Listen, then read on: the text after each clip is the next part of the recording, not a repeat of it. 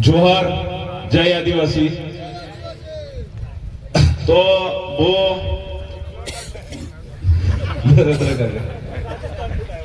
आदिवासी समाज छोटाउदेपुर जिल्लानो तमाम आदिवासी समाज आज कवांट खाते एकठा थया छे। चिंता शिबिर एनी अंदर शिक्षण, बेरोजगारी, जमीन संपादन તેમજ આપણી જોડે થતા અન્યાય, ભ્રષ્ટાચાર ના માટે આજે આપણે કવાંટ ખાતે ભેગા થયા છે।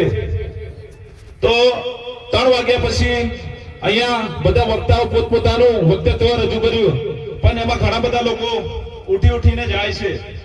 તો આજે આપણા સમાજની આ લડાઈ, જે આપણા સમાજની આ વિચારોની લડાઈ, જે આપણા ક્રાંતિકારો 150-200 વર્ષથી લડતા આવે છે, એ લોકો હજી થાક્યા નહીં।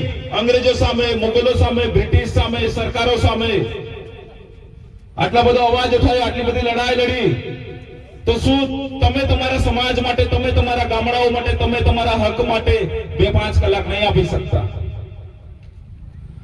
નિતેશભાઈ અલાવાનું ભાષણ જોઈને આખી પબ્લિક શોક થઈ ગઈ। એ રિયાલિટી છે, એનું ખૂન બોલે છે, એનો ડીએનએ બોલે છે। આજે આપણે નાત જાતમાં, કાકો બાપો, પાર્ટીમાં, ધર્મમાં, નાડલી જાત, મોટલી જાત, હરિજન, હરેક વસ્તુમાં ફેરફાર રાખ્યો છે। સમાનતા રાખવી પડશે, એકતા રાખવી પડશે, બધા લોકોને એક થવું પડશે।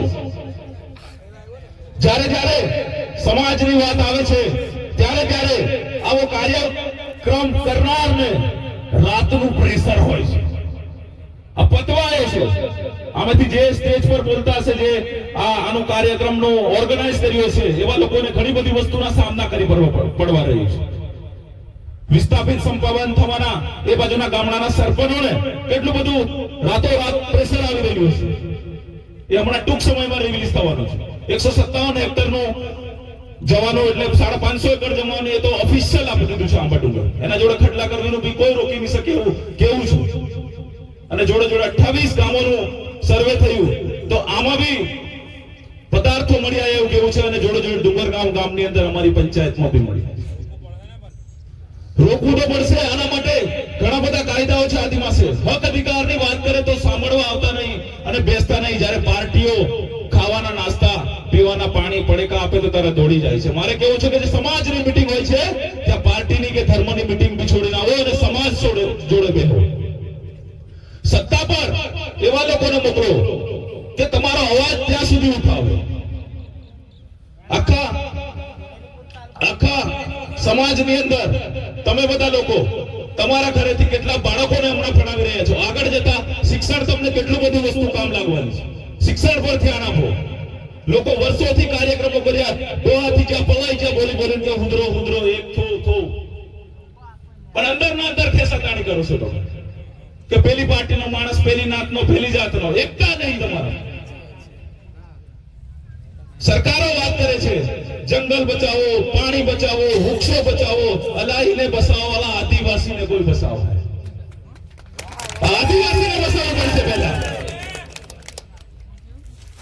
એટલે મેં કહું છું કે આપણે જ્યારે બી સરકાર સામે રજૂઆત કરવી હોય કે તમારા અધિકાર હકનો પ્રશ્ન હશે, સવાલ હશે, ત્યારે આવા યુવાનો કે આવા વડીલો મહેનત કરીને તમને 5 કલાક કે 1 કલાક આ ભાષણ કે આ વક્તવ્ય ભાષણ તમને સાંભળવા બોલાવે તો ઘરેથી શાંતિથી ટાઈમ લઈને આવો, અહીંયા બેસો અને સાંભળો। આ જ વસ્તુ કામ લાગવાનું છે આગળ જતા। બિરસા મુંડા 150 વર્ષ પહેલા 1975 થી 2000 સુધીમાં તો માણસ 25 વર્ષ લડીને કરીને મરી ગયો। 25 વર્ષની ઉંમરે ની લગન થયું નહીં, કઈ નહીં, કોઈ સોરા પૈરાનું નહીં વિચાર્યું। આપણે કે રિયલી જવાનું આ યોજનાનો લાભ નહીં આલે, પેલા આપણે દેખી રહે, પેલા તઈ આયા નહીં એમ કહે। અલા તમારા હકનું છે। ચૂંટણીઓ રાજકારણો પછી આવ્યો, પહેલા એ માણસ લડે છે। એ લડ્યા તે કયા ટુકડા તોતે ડબલો ના નકલો નકલી દે તો મોખેડી ખો। આજે સૌરાષ્ટ્રની અંદર 5 એકરના લાંબા પટ્ટા, અહીંયા જરીગમથી કોતડી में જગ્યા હોય ત્યારે તમે સમાજની નાની લડાઈ આવે તો આવતા નહીં। अरे डर क्यों रहे हो? युवाओं को कहता हूं भर्ती में और तलाटी की एग्जाम में लाखों युवा फॉर्म भरते हैं। जब एक एमएलए का फॉर्म भरना होता तो 2 ही लोग फॉर्म भरते हैं। આવનાર સમાજની અંદર તાલુકા જિલ્લાની ઇલેક્શન હોય કે કઈ બી હોય, જે સમાજની વિચારધારા લઈ લડશે એવા 100 યુવાનો તૈયાર કરવાના છે, જે સમાજ માટે અવાજ ઉઠાવશે. જેવી રીતે તમે પટ્ટાવાળાની પરીક્ષામાં ફોર્મ ભરો કે પટવાળીની ફોર્મ ભરો કે કલેક્ટર બનવો હોય, યુપીએસસી હોય કે કઈ બી હોય, લાખો ફોર્મ. ભાઈ તાલુકા જિલ્લા પાછી લાઈટ ચારે પાછી હેલો આઈ અને હારો માણે હાસો માણે તેના ગળ ટેકો કરો. આપણા હકનું નહીં હોય તો આપણાથી દાવેદાર એને બેહાડો સત્તા પર. સિસ્ટમમાં બી ઘૂસવું જરૂરી છે. સમાજ સેવાના સંમેલનો કરીને ક્યાં સુધી રજૂઆત કરશું? એના માટે વિચારધારા સુધીની લડાઈ છે. આ કોઈ પાર્ટી પક્ષની લડાઈ નહીં કે કોઈ ધર્મની લડાઈ નહીં. આપણી વિચારધારાની લડાઈ છે. આ વિચારધારા વર્ષો સુધી ટકી છે. અંગ્રેજો સામે, બ્રિટિશો સામે, મુગલો સામે. અરે કેમ ભાઈ?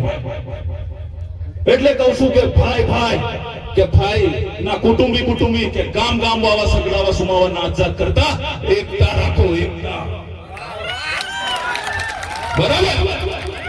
ઘણા બધા એવા લોકો છે જે સારી દિશા બાજુ લઈ રહ્યા છે, સારું શિખામણ આપી રહ્યા છે.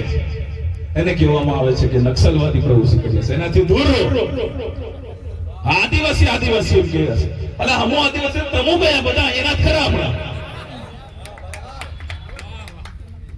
એટલે હજુ બી કહું છું, બહુ ઓછી સંખ્યા છે. આવનાર સમયની અંદર આપણા ગામોની અંદર કોલેજો સ્કૂલો તો છે, સરકારને રજૂઆત કરી, ભણાઈ કે નહીં ભણાઈ. આ બાજુ ખટોલ મેં ટાટપત્રીઓની સૂત્રો બાંધી ભણાવવા માંડી ગયા બે વળી. ઘણી બધી શિક્ષણ ના ભાવના કારણે આપણે ઠેઠ સુધી પહોંચી નહીં શકતા, સિસ્ટમને જાણી નહીં શકતા. એટલે કહું છું, શિક્ષણ લો, શિક્ષણ લીધા પછી નોકરી મેળવો. નોકરી મેળવાય તે હક માટે અવાજ ઉઠાવો. તમારા સમાજનું કે તમારા બાપાનું કે કાકાનું કોઈ ખેતર નહીં લે, કોઈ જમીન નહીં લે, પણ શિક્ષણ નહીં કરવું હોય તો શું કરીશું? કેટલા બધા એ યુવાનો છે સરકારી નોકરીના રિઝાઇન આલીને આવ્યા છે, રાજીનામું આપી દીધા સમાજ માટે. એમને કંઈક લડવું છે, એમને આટલી ઉંમરમાં ખાવા પીવા મોજ કરવાની જિંદગી છે, તો સમાજ માટે રાતે 2 વાગે નીંદર નહીં આવતી ને ફોન આવે કે હજુ કેટલી વાર, હજુ સમાજ ક્યારે સુધરે? ચિંતા કરવા જેવું છે. યુવાનોને ખાસ કહું છું, લગ્નોની અંદર ખોટા ખર્ચા, D3 જેવું મિશન થઈને આખા લેરતપુર જિલ્લાની અંદર દારૂબંધી, લગ્નમાં વધારે પૂરતો દારૂની, વધારે પૂરતી ડીજેની, ખોટા ખર્ચાની, ખોટી મીઠાઈઓની. એક ખેડૂતો દેવા કરે છે સોરાસોરી પહેણાવવામાં. આબરૂ છે હું શું રાંધું તે એટલે કાઈથી આબરૂ જોવાનું. આ પહેલા ડાયા બીજા મેં રાતે 3 વાગે કામ ખવડાવતા કે અડજાની દાળ ખાટ ખાતલા. કેવી મીઠાઈ, કેવી વધારે પૂરતી ડીજે. આર્થિક રીતે બી સ્ટ્રોંગ રહેવું પડશે. કાયદા કાનૂન હોય, આર્થિક પરિસ્થિતિ હોય કે તમારા હકો હોય એ તમે જાણતા નહીં, તમે તમારો ઇતિહાસ નહીં જાણતા હોય તો પછી કઈથી ખબર પડે? નરેન્દ્ર કાકો આડી બિચારો આવે ક્યાર ના સમજાવે છે. આ લોકોથી આપણે શીખવું પડશે. એટલે કહું છું કે ઘણું બધું દબાવ, પ્રેશર આવતું હશે, પણ એનાથી કોઈથી ગભરાવાની તાકાત નથી. અને આપણે કાયદા કાનૂનનું ઉલ્લંઘન, એના નિયમ મુજબ જે મીટિંગ હોય, જે મર્યાદા હોય કે અહીંયા જઈ તાયા દેખી જાય, અહીંયા ફોન કરે તો આવું રોકાઈ જાય, આવી બધી એમને જે છે હતા એનું ભરે. એમને કહું છું કે તમે ખુલે આમ નકળો. નહીં નકળો તો સાચા માણસને સાથ આલો, સાથ નહીં આલો તો સાચો માણસ એનો વિરોધ નહીં કરો તમે. આજે કવાંટ મંચ પરથી હું કહેવા માંગુ છું કે આવનાર પંચાયતોની અંદર, આવનાર જિલ્લા તાલુકા વિધાયક સાંસદ હોય, અમે અમારી વિચારધારા વાળા, જે અમારા બાબા અને જે અમારી બહેનો છે એમને લઈને અવાજ ઉઠાવે, એમને લઈને એમની વિચારો પર ચાલે એવા 100, 200, 500 અમારે લડવું નથી, પણ સિસ્ટમ કઈ રીતે ચાલે છે એ અમારે જાણવું છે. કેમ આદિવાસીના હકની વાત આવે તો કોઈ નેતા દેખાતા નહીં? કેમ બધાને બોલવું પડે છે? હું કોઈ પાર્ટીનો કે કોઈ માણસનો વિરોધ નહીં, અમારી વિચારધારા પર અમે કામ કરી રહ્યા છીએ. આજે અમારા કવાંટ તાલુકાની અંદર 132 ગામમાં છે, 55 ગ્રામ પંચાયતો છે, 5-6 લાખની વસ્તી છે, 14 માતા મરણ થયા છે. ડિલિવરી વખતે બહેનો મરી જાય છે, સોરું મરી જાય છે. એ ભાઈ કેમ નિષ્કાળજી અમારા જિલ્લા? સૌરાષ્ટ્રની અંદર સિટી સ્કેન ગાયનિક ડોક્ટરો મૂકેલા છે, એક્સરે થાય છે, હરેક વસ્તુ. અરે ભાઈ અહીંયા ડોક્ટર MBBS મૂકે છે, બિચારો કે ઉદયપુર કરો, ઉદયપુર થી બોડેલી વડોદરા જાતે માણસને લાશ લઈને ખવડાવે છે. આ મારા થામણવાનો કિસ્સો, 10 દિવસ પછી બેન મરી ગયા, આ મોટા ઘોડામાં એક બેન મરી ગઈ. તો આના માટે સિસ્ટમને જાણવું પડશે. કેમ ભાઈ તઈ બધું રોડ રસ્તા બધું અહીંયા અમારે અહીંયા હમણાં ડુંગર ગામની આગળ આવતા હોય તમે રોડ પર ખાડા દેખો. અને જે ગવર્મેન્ટ તંત્ર હોય કે ચૂંટાયેલા પ્રતિનિધિ રજૂઆત કરી તે વસ્તુ અમને બતાવો ભાઈ. તો એના માટે તમારે અવાજ ઉઠાવવું પડશે, તમારા હક માંગવું પડશે. હમું નહીં કરતા, હમું નહીં જતા, અંતે ફાશ રીઝ હે હજુ ભી કા એકાએક માણસનું DNA ખૂમ આપે એકી નેહ ના બદલશે. ઉકળવું જોઈએ.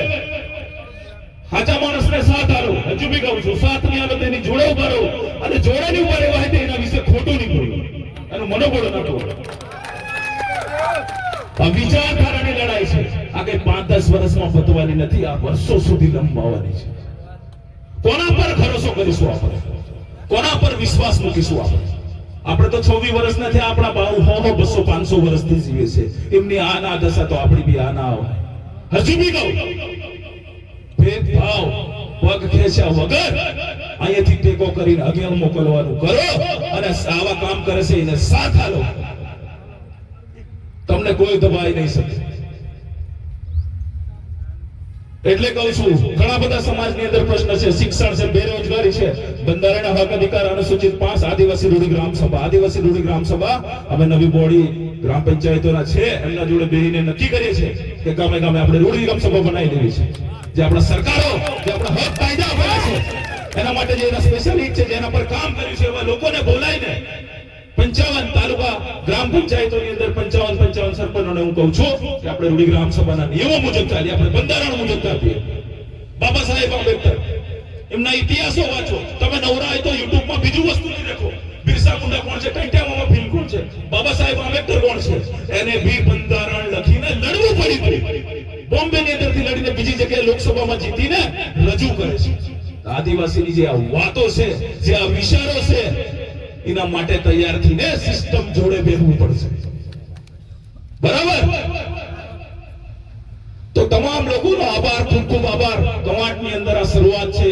આ કોઈ ચૂંટણીની કે આ પાર્ટીની કે કોઈ આ નહીં, આ વિચારોની લડાઈ છે ને આ વર્ષો સુધી ચાલવાની છે. એના માટે મહારાષ્ટ્ર, ગુજરાત હોય કે મધ્યપ્રદેશ હોય કે હજુ ઝારખંડ, છત્તીસગઢના લોકો હોય, આખો દેશ એક કરવાનો પડે તે બી આ ઉંમરમાં વિચાર લીધું છે. અને આવા 10 યુવાનો દરેક ગામમાં પેદા કરવાનું ચાલુ કરી દીધું છે. બહુ લાંબી લડાઈ છે. બરાબર? તો ટાઈમ ઓછો છે.